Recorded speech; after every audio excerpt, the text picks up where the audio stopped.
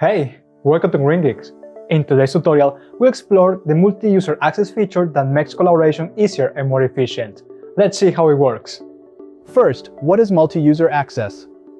Multi-user access allows you to assign others to manage specific services on your GreenGeeks account. This means you can bring in team members or collaborators to help with website development without giving them access to your primary account.